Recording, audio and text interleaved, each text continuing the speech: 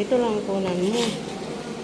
Wala Ito yung guys, yung grout po na ilalagay po natin sa tiles, ano. So hinahalo po para na maayos. So ito naman po yung grout na hindi pa po siya nahalo. Ito po yung pangalan niya is Bustic.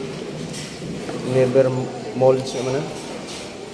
So napakaganda po guys dahil nga ito po yung mga standard po na ginagamit po sa mga tiles ngayon. So, ipapakita po natin kung paano siya ilalagay. Ayan, nilalagay na po natin siya, no.